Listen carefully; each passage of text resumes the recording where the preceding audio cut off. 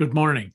Agenda item 1 is the call to order. It's 9:30 a.m. on September 21st, 2023. I call this meeting of the Citizens Clean Elections Commission to order.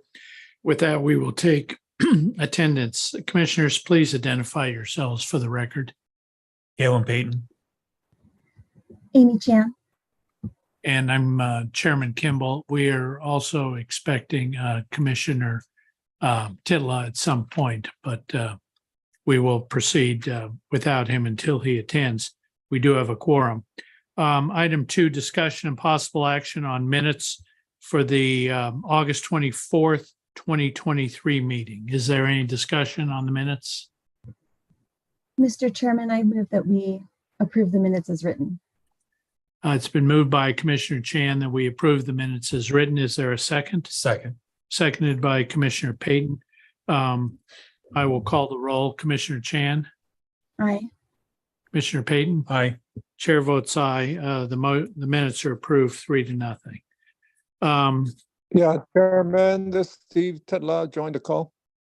Thank you, Commissioner Titla. We just approved the minutes, so we will now move on to item 3.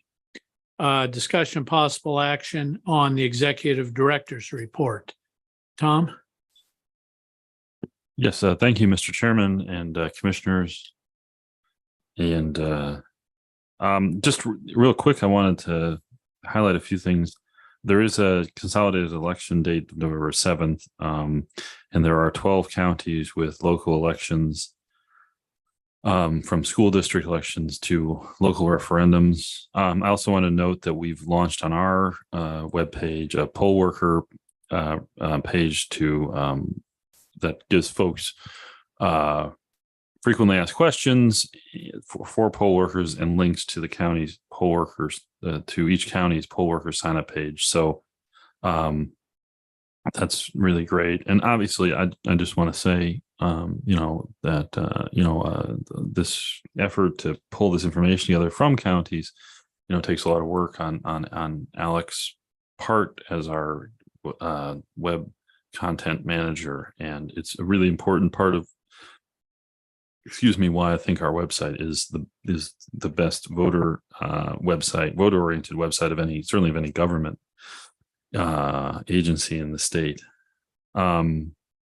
You'll see we had a full slate of activities for National Voter Registration Day, and I really want to thank Gina and Avery and Alec, as well as Dana Lewis, the Pinal County Recorder, for their efforts there. I think we were able to be in more places than we ever have been for Voter Registration Day, and we were able to. And then Gina and the Recorder did a Q&A on Facebook, and in fact, they did some. There was a new reel on our Instagram page from the Recorder where she explains how to register to vote in 5 seconds, which I think is very impressive, and I think sets a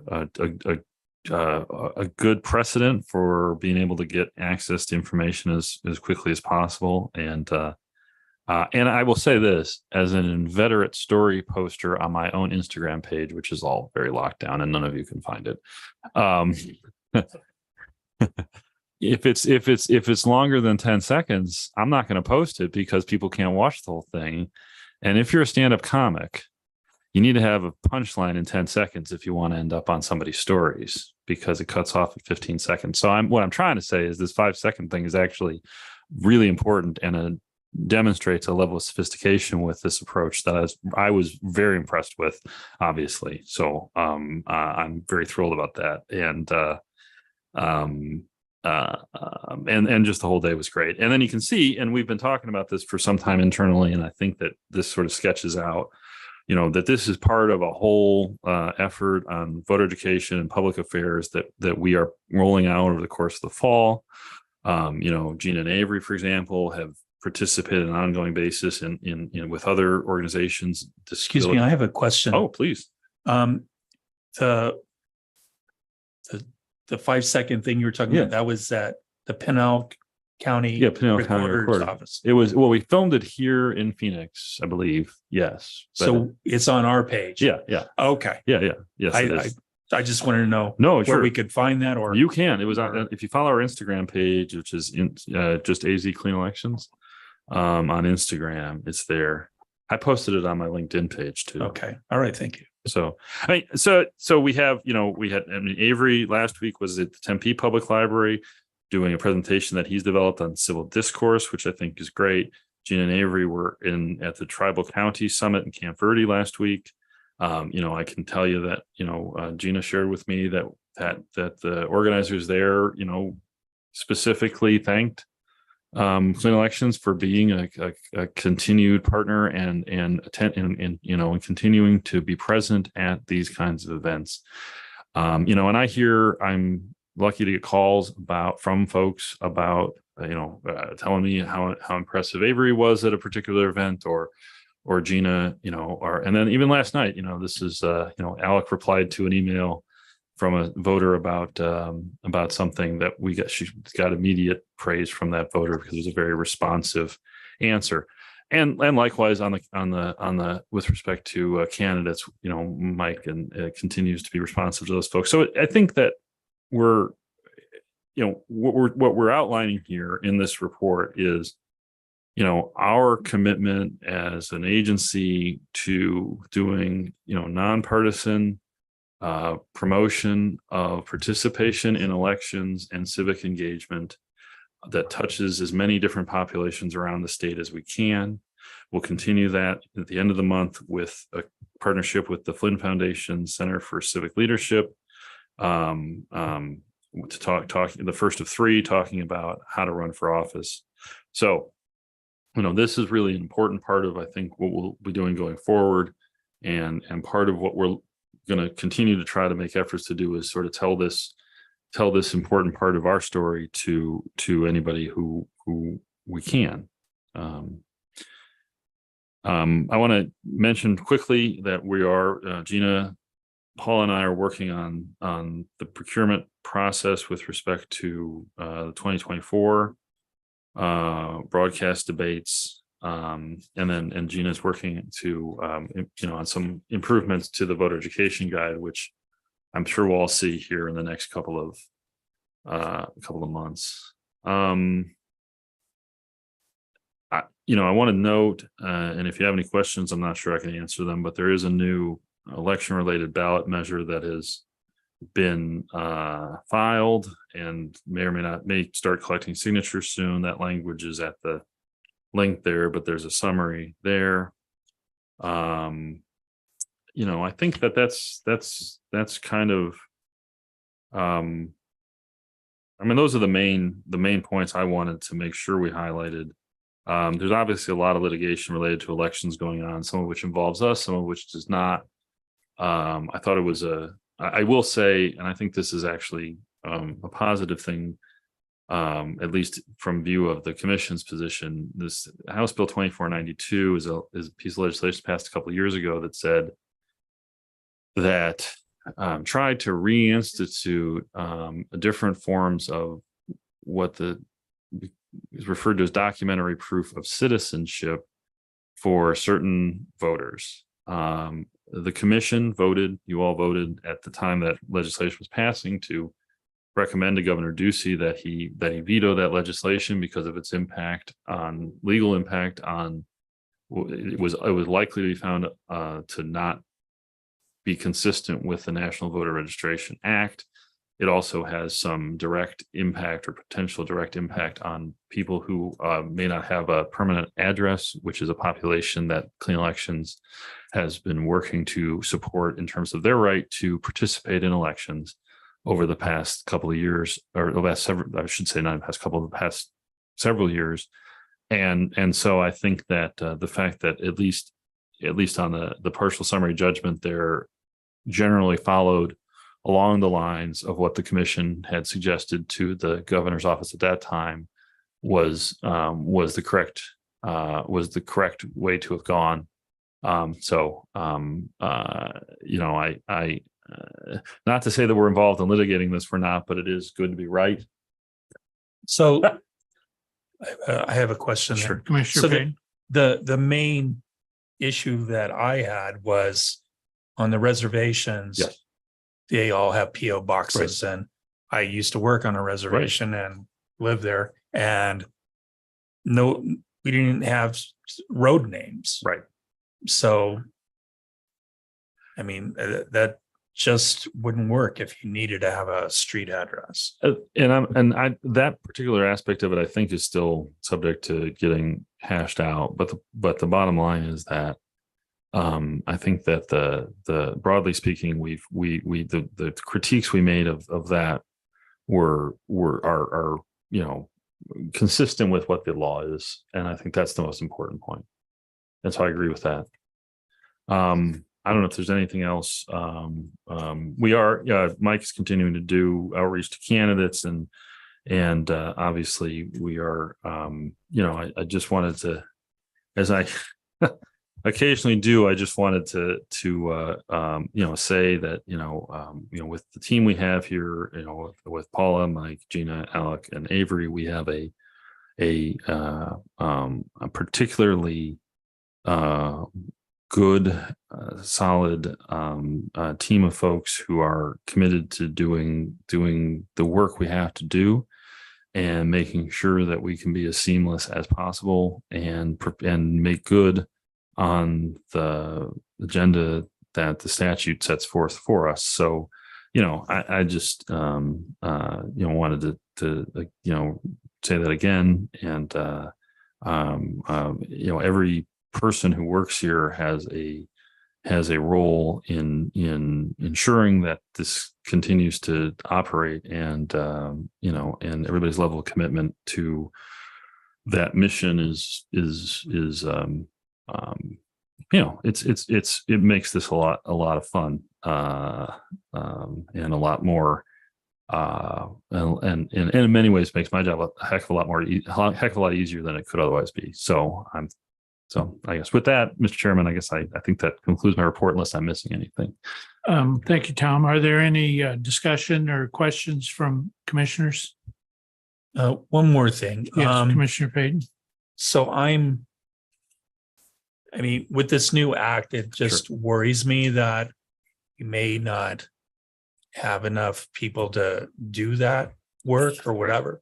So I guess maybe if you can give us notice, Sure.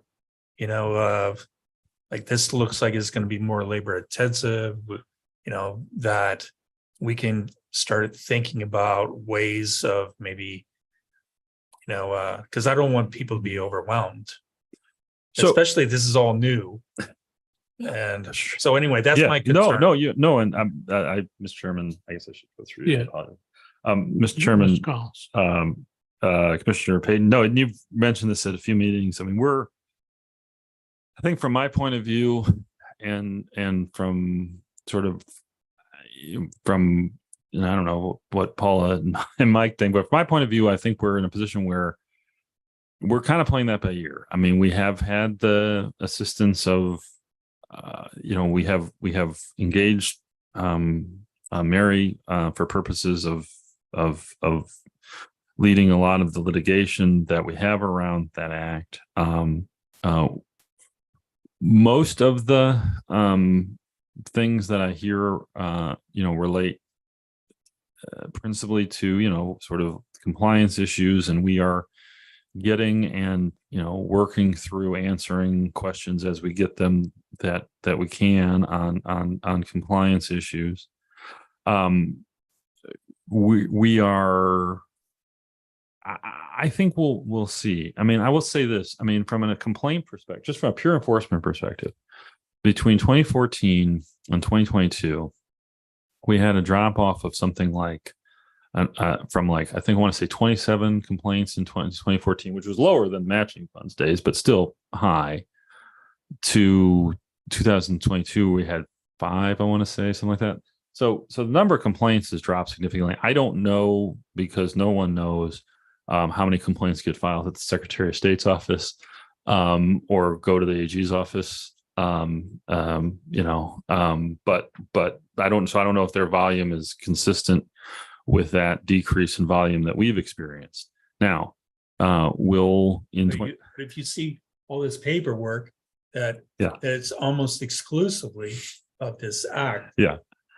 You know, I'm- it's we might you know, it's significant. well, I mean, if we end up in a place where we need, I mean, I can tell you from my point of view, the things that I am looking at adding in terms of staffing, the priorities I would have right now, the idea of adding enforcement staff is just, to be candid with you, it's about fourth on my list. The list is basically, the first piece of the list is public relations for press assistance, to sort of back up some of the stuff that we do. The second thing would be to look at how we might be able to assist the state in general, especially the counties, especially the rural counties, with ADA compliance issues, which is something that we've heard a lot about. And the third would be whether or not we need to look at some specific set aside to deal with sort of misinformation things. So those are to me, those are the top three. Fourth would be enforcement. Now, in the event that we get,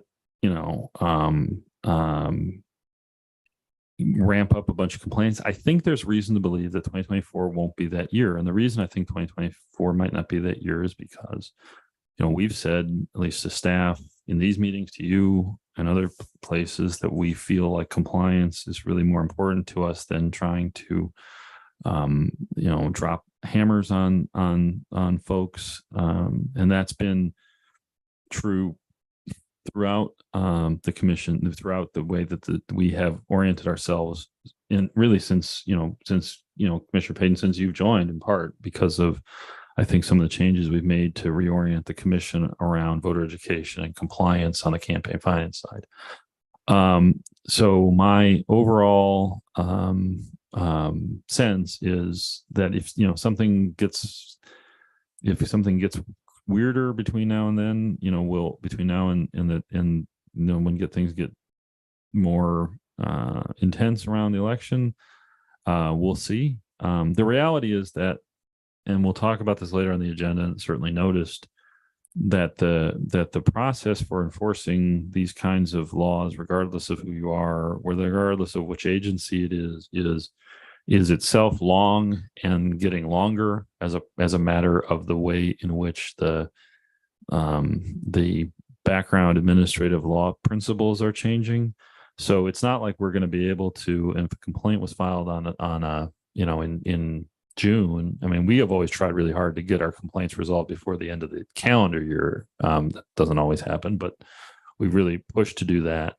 But some of these things, if you were to go through an entire enforcement with somebody who might have violated some aspect of the Voters' Right to Know Act, it will be a lengthy process. That the resource issues, the associated with that, the obvious sensitivity we have towards the constitutional overlay here, that's all tends to get us into the area of compliance. I'm going to get criticized by one of the member of the public who likes to come and say I talk too much here for such a long answer, but it's something, I guess what I'm trying to demonstrate, just to be clear, Commissioner Payton, is we think about this a lot, but we think we have a framework that accommodates flexibility around all those things. So I don't know. Is that long enough anyways? I mean, enough words. Yeah. And thank you for those questions, Commissioner Payton, because that leads us into our next item. Are there any other questions or discussions on the Executive Director's report? Okay, with that, we'll move to item 4, discussion possible action regarding adoption of proposed rule R2-20-805 disclaimers related to the Voters' Right to Know Act Proposition 211. Last month, we approved a set of rules we first circulated in June. Today, we're focused on a specific rule about disclaimers.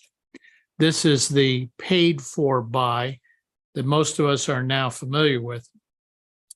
Voters specifically charged the commission with developing the rules for these disclaimers, which must include the top 3 donors at a minimum. These disclaimers also improved the transparency from what was required in existing law. Prior to the passage of Proposition 211, only political committees had to make the top 3 disclosures, and the disclosure was only of other political committees. Proposition 211 provides more transparency because now all covered persons, not just PACs, will be subject to this requirement. With that, staff has prepared a memo about comments related to this proposed rule. Before I ask Tom to discuss that, any questions from the commission regarding the disclaimer rules, proposed rules and comments?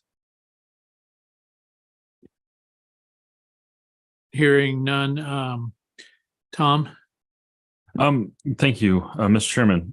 So the memo that y'all received outlines the statutory basis for this particular rule, and then we outline some of the comments. I don't want to belabor too much of this. I think that the comments were very helpful. We do have 2 suggestions we wanted to adopt. I wanted to highlight the Statecraft's comment. I think brings out a thing that I agree with. Their assessment was implied in the text, but makes it direct. The VRKA sets a threshold for when you're reported as a donor in the reporting system at $5,000. So this just makes that explicit for the purposes of the donors. That there's not and it looks like from assessing the Campaign Legal Center's comments on this, there's a consensus there that's appropriate. And certainly I don't think we have any. I think that's helpful. We did get one comment that I think I need to, just articulate a little bit, that said, hey, could this disclaimer be cabined to just those folks who paid for the mailer in question?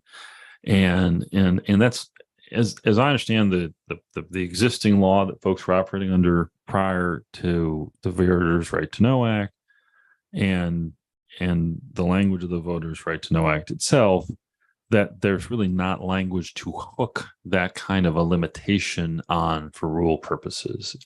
Indeed, the 16925, which is the pre-existing more limited, population, still says top 3 at the time the thing was produced.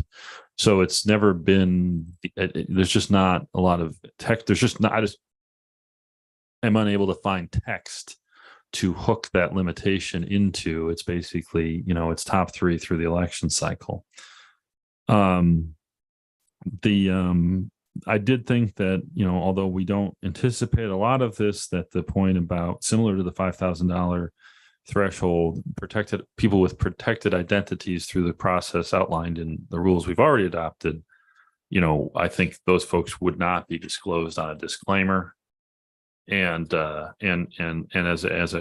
we talked about there, we do not want so say you've got top 3 and person number 3 is a protected person. It doesn't make a lot of sense to us to move the number 4 up because number 3 is not available to be listed. That wouldn't really be accurate. It would basically be saying the top 4 or 3 of the top 4, it just would become kind of a nonsensical kind of a thing. So it's better to just cut it off if that's appropriate. We did get some suggestions that were more detailed, from CLC, and we for right now are think that those are worth keeping in mind as we go forward if they come up. But for the time being, we're generally think that those are not necessary. And then the one that we had a legal kind of issue with was they suggested that if you that you should look back for at least, I guess, the beginning of a campaign to the prior election cycle, and if somebody gave a bunch of money then and it carried over. But again, it's we weren't able to identify a good statutory hook for that rule suggestion, so we don't suggest it. I want to highlight one other thing, which Howie Fisher, who's the Capitol correspondent for Arizona Capitol Media Services, highlighted for me last night because he read the rules, as he is one who does. So we based R220 805 on 16925. So why would we do that? Well, because 16925 is the existing framework that practitioners in Arizona, we believe, are used to. So will be more inclusive in a general sense, right? Because we'll be doing 501c4s and not just PACs, but generally we try to stick with that framework. There are some distinctions in 16925 between how PACs operate versus non-PACs. And most of that I excised from the draft. There was one that I did not, which is in R220-805-D5B, which again, Howie read all the way through. So, and he only got the memo it's good. It's why we do a public process. And he pointed out that there's still a distinction drawn in that particular draft rule between political action committees and other spenders. That's not something that I actually intended. However, I think the right thing for us to do at this point, given that, as far as I know, we did not get a comment about it objecting to it. It may very well be that practitioners here don't care, or maybe they do. But in the absence of any suggestions to change it, and it having been noticed, my suggestion would be that we just, if you are inclined to adopt this, we adopt the language as it's been circulated and as it's been published. And then if folks, who I know are out there, think that in fact that distinction needs to come out, they can let us know. And if I missed something along the way where someone suggested it, I'm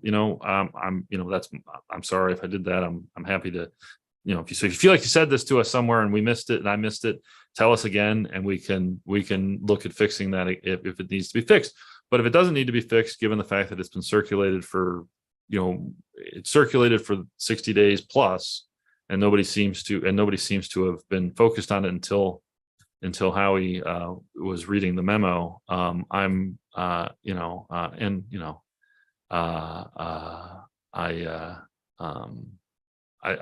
recommendation would just be that we continue with it as is. If anybody wants to go find the memo or the email where they told me to do this, I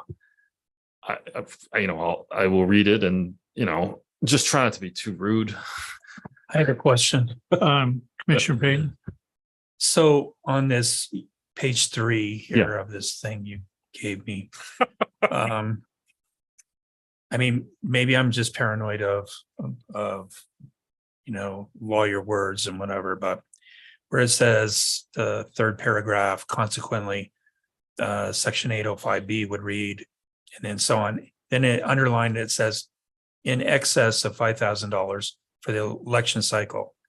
And then on the following page, they were talking about below $5,000. Wouldn't that just eliminate $5,000? Just, you're not including $5,000 at all. That's in excess. Why isn't it like $5,000 or more? I guess. That's a good question. Isn't that? No, it's a good question. That's like a lawyerly. No, that's a very good question, and I am going to have to look it up. Because that wording would eliminate $5,000. Yeah, no, It started at 5,001. I think I have to double check the language. If I was a little, just give me a second, and I will have an answer for you. While Thomas looking that up, I just wanted to comment that I very much appreciate all the comments we got or the numerous comments we got on these proposed rules. They were helpful. Some of the comments have been incorporated in these, and I think helped make them more clear. And even if your comments were not incorporated, we appreciate you taking the time to suggest them to us. And Tom is So like frantically thumbing through his on the phone. page 4, it says, the next comment, CLC suggests, consistent with state CREV, that commission clarified that donors under Yeah. $5,000. Right. So that's eliminating Yeah. the number of 5,000. Right. I follow. I am, Okay. I am, Well, you're the lawyer. well, I'm a lawyer. Okay. Well, let's not get into name calling. Hang on a second. Any of the other lawyers are Chairman, obviously. Yes, Ms. Carlson. is trying to come to Tom's rescue. 16973. It does talk about more than 5,000. So it does specifically say more than 5,000. More than 5,000. So But in that's- excess So would be consistent with more than 5,000. So wouldn't it be, I guess in my mind, it would be make more sense to include the 5,000. Maybe it's Right. stupid So- to worry no, about no, it. no, but- no, no, it's But I know this is not. what lawyers fight about. This kind So, of stuff. so that I think that's fair. I mean, I think that it sounds like, so yeah, so the language directly in 973, 972 is more than $5,000.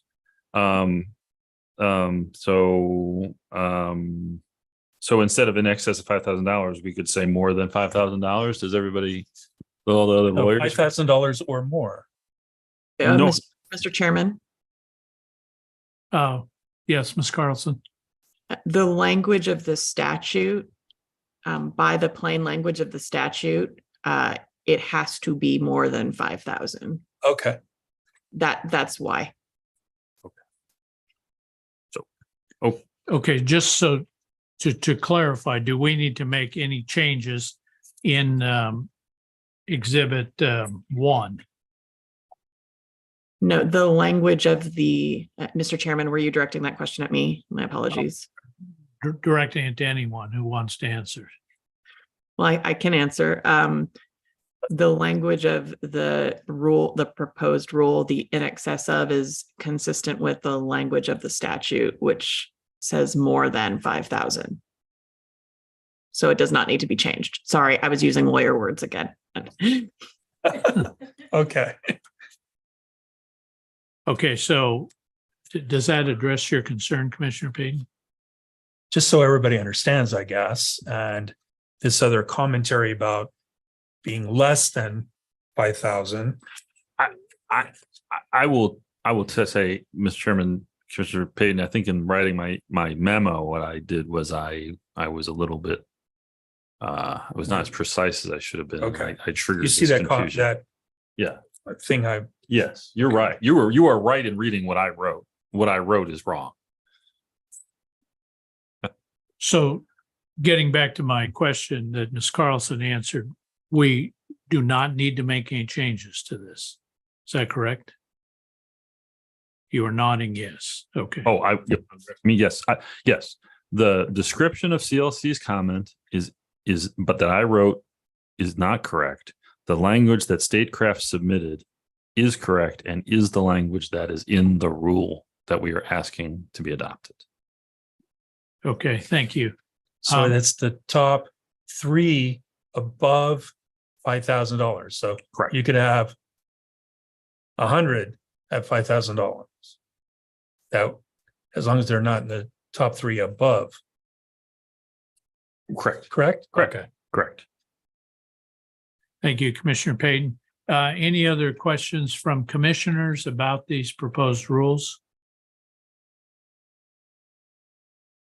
Is there any member of the public that wishes to comment on these proposed rules the way they are now written?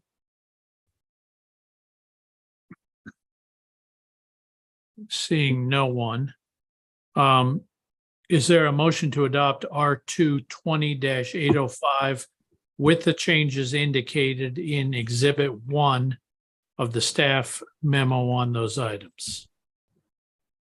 Mr. Chairman, Commissioner I move that we adopt the proposed rule R2 20-805 with the changes as shown in Exhibit 1 to the memo.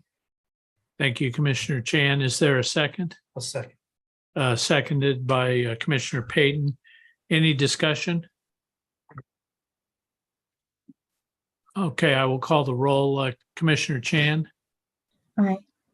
Commissioner Titla, Aye. Commissioner Payton. Aye. Chair votes aye. The motion to approve R2 20-805 with the changes indicated in Exhibit 1 is approved 4-0. Item 5, discussion of Voters' Right to Know Act, Chapter 6.1 of Arizona Revised Statutes, Title 16, including pending rules and comments related to pending rules. The commission will not be voting to adopt these rules at this time. This item involves discussion of the enforcement-related rules that we are currently accepting public comment on. Tom's going to give us an overview of these rules and some of the comments that we have received. And then if the commission has any questions, we'll get into that. Tom? Yeah.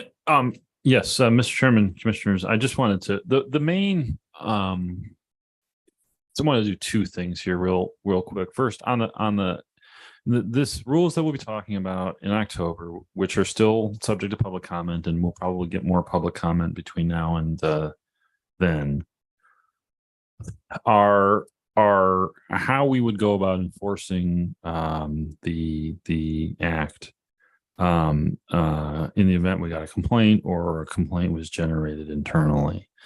And they lay out in some pretty specific detail how to do that.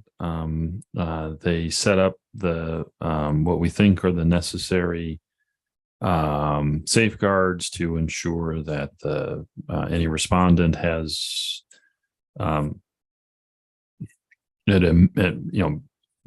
probably as much process as could possibly be conceivably due for those folks. And so it will be a more involved process than for hearings and the like than we have had under the Clean Elections Act. It will take more time and it will involve, at the end of the day, it will necessarily involve more attorneys because we will have to have attorneys for the commission itself. We will have to have attorneys who work with Mike and I, and we will have to have, and then obviously the attorneys who represent the respondents and complainants and all this other stuff. But that is the direction in which the law is headed, and we are trying to have a plan that represents that. Look, at the end of the day, the ultimate enforcement of the Voters' Right to Know Act happens through a court proceeding, really, not just the commission's actions. And so, we have some confidence around that, but I think as we get closer, just as a preview, as we get more comments, I think we'll get a better, some aspects of that will get focused on. One of the other issues within the enforcement context that we talked about in the rulemaking is this idea of structuring, which is, structuring in the context of financial regulation is basically setting up a transaction so that you're sort of just under the sort of paradigm case of structuring is you're just under the threshold to report something, and you you make payments, you break up payments, for example, in a way that they all are just under the threshold where they would be reported. This is the for people with long memories, this is the crime that Denny Hastert ultimately went to prison for, actually, as opposed to other crimes that he committed. Was setting the payments to his victim at something like $9,000 when $10,000 was the threshold for those to be reported. So in this context, and if you look at the campaign materials that CLC Action and the committee put out, that's sort of the paradigm that they use. One of the things that we incorporated in the draft rules was the notion that if you had you were some kind of advisor, fiduciary, lawyer who is involved in a transaction, you ought not participate in that essentially structuring. You oughtn't advise folks to structure the transactions illegally, et cetera, et cetera. We did get some feedback on that directly, and that's one of the things I wanted to highlight. In the Statecraft comment, on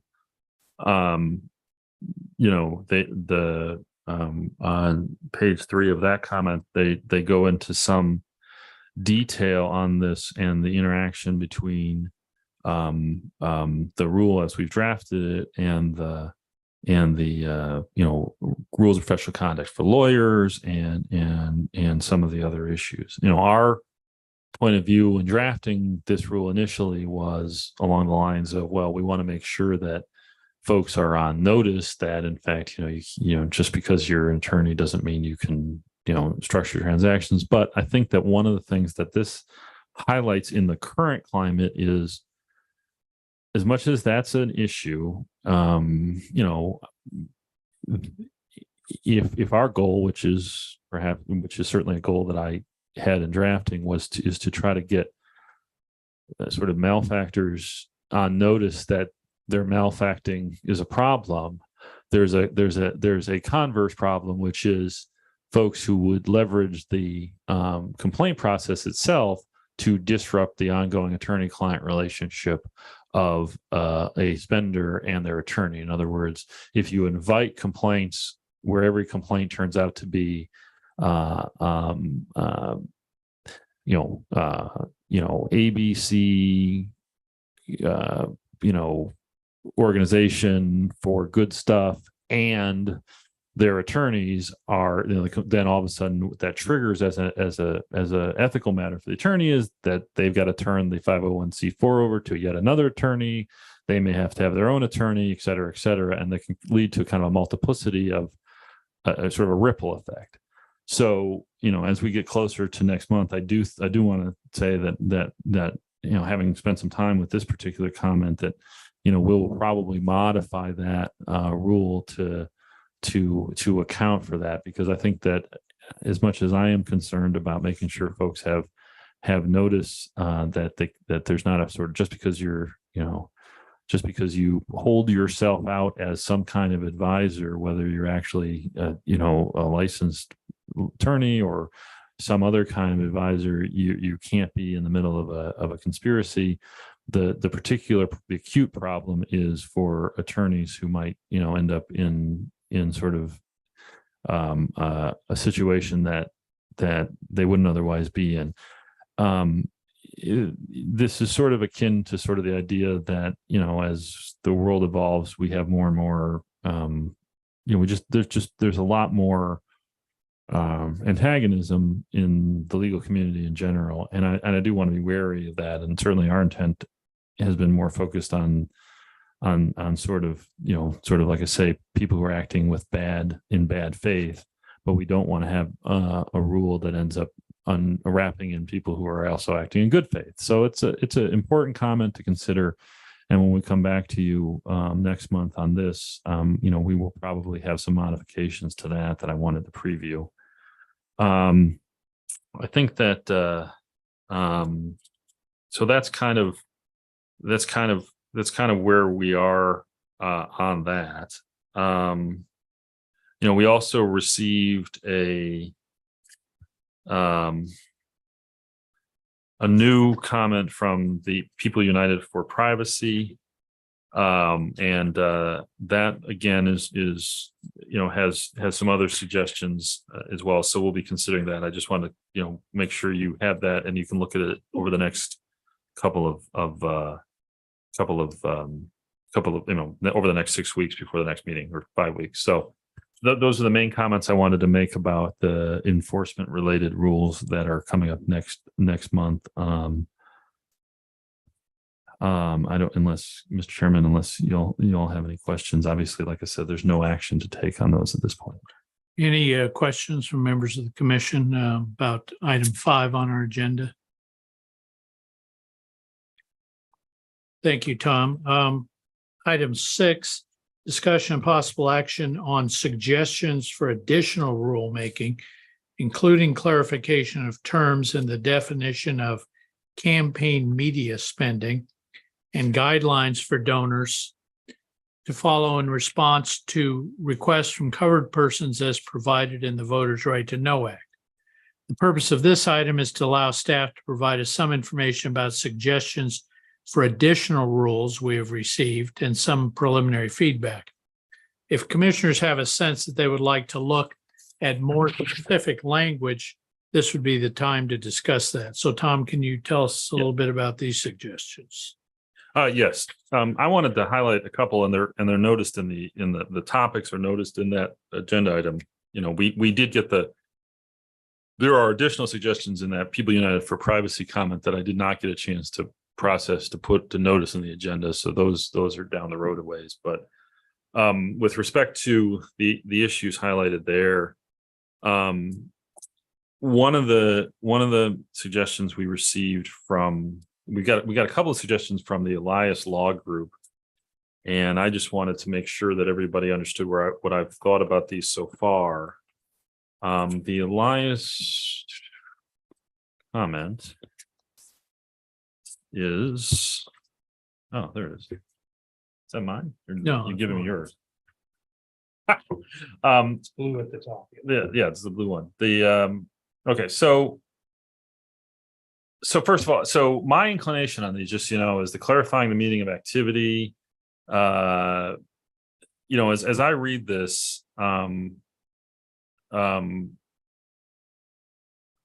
we think that sort of goes through an analysis of how to clarify the term, how to clarify the term. I think I lost Give you my mic. Oh God. Sort of clarifying the term activity in the okay. Let's turn this into a press conference. Okay, I guess I can give you more space.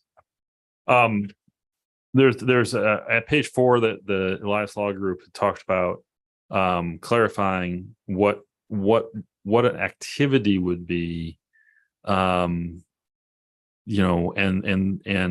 they sort of say, they start by saying the common definition of term could potentially include anything that a person does. But I think that then they go, but from my point of view, they then go on to talk about how, well, that really wouldn't make sense under the act itself in their view. And so, so they ask for some kind of rule along the lines of clarify that the term activity only includes programs aimed externally at voters to support or oppose the various political activities, and then say this interpretation consistent with the language of the statute. I'm not at a point where I necessarily feel like we even need to say that we agree or disagree about this. What I think the issue here is that if the plain language of this, plain meaning really of this statute, sort of as Elias presents it, is that activity has to be limited in some way, and it doesn't mean everything anyone ever does, which it can't and doesn't, then I'm not sure that there's a need for an additional rule to clarify at this time. In other words, what we would like to do, at least to staff, is not sort of go through and subdefine every definition that's in the act that's in the definitions of the act, just because someone comes up with a question or has pondered it in a way that results in them having convinced themselves there's an issue. I mean, as this comment itself sort of lays out, well, this has to be this way, so we should say it in a rule. Well, if it has to be this way, then it has to be this way, and that's a statutory issue. That's not a rulemaking issue. And we are trying as a staff, from a staff philosophical perspective, to not just have rules because what you can end up with is, if every single example needs to be articulated and every single rule needs a comprehensive list of examples in it, I'm a little concerned that we will end up with, that's a never ending process. It means that every time anyone has a question, we're going to make a rule. Every time someone thinks of something new, we're going to have to make a rule. And, as a philosophical matter, that's not where we as staff are, because those things then can become dated or outmoded, or the statute gets amended and you have to go back through. And we've been, we've been doing this a while, and certainly in the Clean Elections Act rules, there are things that, that are harder to change. So it's sometimes harder to change things once they're there than it is to not. So, our tendency is not to want to move in that direction. Similarly in their comment on page 5, ELG, I don't mean to pick on ELG. It's just that I wanted to give you sort of a sense of where we are. And they're a comment I feel comfortable enough to talk about this with. And I've talked to them about this as well. Their layout, the term campaign media spending means spending monies or accepting an in-kind contribution. It does not include making an in-kind contribution. This reflects a clear distinction that statute draws between donors and covered person, and makes a clear choice that the recipient of an in-kind contribution bears the burden of filing the reports. Well, I mean, again, it's like, I think that, again, without necessarily having to say the commission agrees with this particular comment, where the plain meaning of a statute provides an answer to the question, there's simply not a need for an additional rule.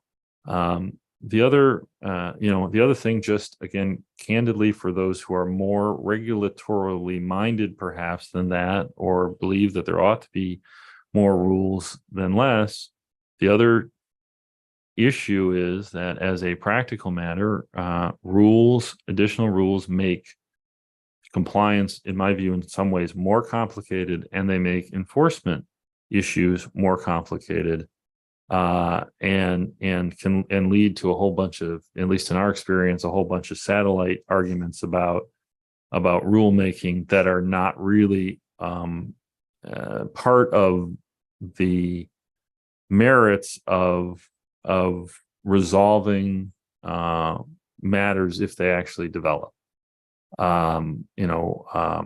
And while it's certainly a lawyer's job to avoid the merits of most things as much as possible, that doesn't necessarily mean that that's the best approach from a regulatory body.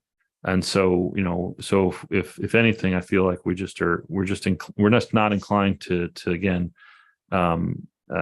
create a comprehensive sort of list that will never be comprehensive enough of everything anyone can and can't do. There are other ways to address that. We may want to develop some examples that people can follow. There are some out there through the campaign that at least capture what Campaign Legal Center Action thinks the law is, and we may work on that. Then similarly, we had a comment from so we also had a comment from CLC. This is on page 9 of the CLC comments, that wants to have more guidance regarding the process for direct donors to covered persons to provide original source information. So as we've talked about, and some of this may start to become familiar. I mean, I sometimes find like I've read this for the first time every time, but the way the process works for background is, I'm a covered person. I want to go out and spend money on campaign media spending. I have some donors. I send a message to the donors that say, provide me the information required in the statute. The donor, has to, under the statute, respond with that information in a certain amount of time. I am not inclined to go past what we've said already and what the statute says, again, because those relationships between the donor and the covered person, provided that they're following the law, it's not something that we need to start promulgating, I don't think at this point, rules to dictate the terms of that beyond what's in statute. The more we press into the relationship between donors and covered persons, the more we raise the possibility that a violation of one of those rules could result in an enforcement. In other words, you're complying with the basics of the statute, but we said you have to do this in this way, not just do it in the way the statute provides. And each time you do that, you're creating another possibility for a problem. And so philosophically, this is the sort of double-edged sword of compliance. On the one hand, the more direction you give, people can follow along and check the box and say, yes, I did that. Yes, I did that. But on the other hand, as a regulatory body, we don't know the best way to handle that beyond the outlines of the statute, let alone start to say, oh, you did this thing. The statute would allow you to do it either way, but we decided it has to be this particular way, and now this is how you need to do it. So I have a question. Please. Commissioner Payton. So by my count, we've got information from 3 Washington, D.C. law firms.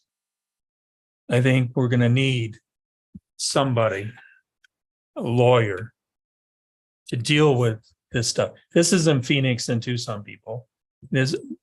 So these people from all over the country, right, are, because we're a swing state, sure, and I think this is going to get out of hand. Wow. And I think you're a tad Pollyannish thinking that this is not going to be that big of a deal. You know what I'm saying? Well, this is like 10 pages from a Washington, D.C. law firm trying to figure out exactly what they can do. And we can't be like Boss Hogg here and, assign Luke Duke to deal with this stuff. Well, I think we're going to need real people just to deal with this. yeah. For the past 4 or 5 months, this is all we're dealing with. Well, right? yeah. Well, I don't want to say I told you so, Tom. no. Well, you're free to say it. Okay. So that's what you're paid to do. Really? You're paid? I mean, Mr. Chairman, yeah. Yeah. Are you not getting nervous? That's what I'm saying. No, basically. I am. This is not the stuff that makes me nervous, just honestly. But here's what I think about that. I mean, what we've tried to do with these comments is break them up over the past several meetings. We have been talking about them. We have been talking about them, as you note, for many meetings. So for the Campaign Legal Center, we have broken their comments up so that we have covered them over the course of 2 different meetings. Then that's how we've done it on a timely basis. We certainly have had legal advice from that. I mean, we have legal advice on an ongoing basis. I don't think that's telling anyone anything they don't know or giving anything up.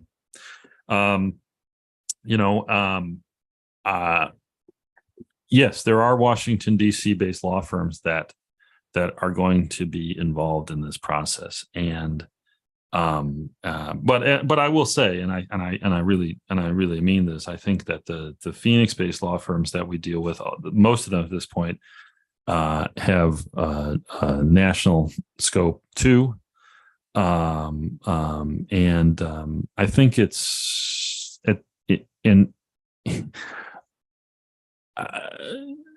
I think that integrating the approach that we take here into the voters charged the Clean Elections Commission with doing this, whether or not Terry Goddard and the CLC Action folks in framing this intended that to be the Clean Elections Commission that exists. They picked the Clean Elections Commission that exists, and the Clean Elections Commission that exists has a relationship with the regulated community that is one where our commitment is to be predictable, to allow people to make decisions which are informed, to provide reasonable and as timely as we can answers to folks' questions, and to not surprise anyone.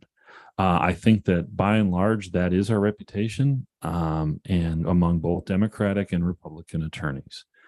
If some and yes, does that make us a little bit more likely to, for example, let lawyers lawyer, right, rather than sort of try to regulate away every question? I'll just be honest with you, that is my inclination. I believe lawyers ought to lawyer. I mean, I don't have anything against what you're saying. I'm just saying this seems like it's going to be a really big deal that all these people are getting involved. Yeah. And I think we need to plan for it. Sure. And I think we're going to need probably to get more personnel to deal with it. Okay. Well, But I mean, 5 months ago, I was led to believe, that we don't have that many people donating that much money in our state elections. But if they're going to all this work, I think we are going to have more. If can I, and I don't want to be argumentative, I really don't intend to be, but Mr. Chairman, if I could, the other thing I want to distinguish here is between the Elias Law Group and the Campaign Legal Center. The Elias Law Group is a big national Democratic law firm. It has clients. I don't know who all their clients are. I don't know where all their clients are. If the Elias Law Group is unhappy with our decisions, they have made clear to anyone who works on the election administration side, they're happy to sue you. So there's no way to avoid that. That's Right. a decision they're going to make that really there's nothing I could do that would change that. That is their brand. The Campaign Legal Center is a special interest group. They paid for this law to get passed, Campaign Legal Center Action Fund. They paid for this law to get passed. They have a particular ideological point of view on the statute, in addition to what the words they actually wrote. So their position is different. And in fact, they do sue the FEC all the time when they don't like the answers that they get. So part of this is absorbing the fact that we have to do stuff that's consistent with our practice and with what the repeat players here are familiar with, because the regulated community, in my experience, more than anything else, wants predictability. Campaign Legal Center's agenda here, and they're defending this law in court. And so I'm not saying this to be in any way rude. I'm just being blunt. Their agenda is to get these laws implemented in the way that is their vision of those laws. When those things match, they match. When they don't, they don't. But again, because of the way that they're put together and their overall approach to the law, they're not shy about making that their displeasure known. And if we end up with lawsuits, let me put it this way. We live in the state of Arizona with the courts of the state of Arizona.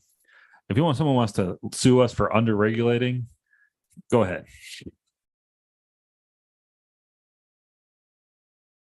Okay. I just made my comment. No. I mean, that's all I can tell you at this point. Maybe we do need other people, but Mike and I will have a conversation after this about what to do about that. Okay. For sure. Are there any other? Oh, I'm sorry, Ms. Carlson. Yes, there's a comment in the public or in the chat, and they wanted to know who was speaking. And it was Executive Director Tom Collins. Thank you for clarifying that. Is this the person who says I talk too long? If it takes too long to say, it's being said by me. Are there any other comments or questions on item 6 from members of the commission? Hearing none, we'll move on to item 7, public comment. This is the time for consideration of comments and suggestions from the public. Action taken as a result of public comment will be limited to directing staff to study the matter or rescheduling the matter for further consideration and decision at a later date or responding to criticism. Please limit your comments to no more than 2 minutes. Does any member of the public wish to make comments at this time? Raise your hand feature or do something to call attention to yourself. Well, no, it's not anything, but any member of the public wishing to comment on anything at this time? No one? Okay, seeing no one, the public may also send comments to the commission by mail or email at ccec@azcleanelections.gov. At this time, I would entertain a motion to adjourn. I'll make a motion to adjourn. Thank you, Commissioner Payton. Is there a second? I second that motion. Thank you, Commissioner Chan. I will call a roll on the motion to adjourn. Commissioner Chan, Aye. Commissioner Titla, Aye. Commissioner Payton. Aye. Chair votes aye by a vote of 4-0.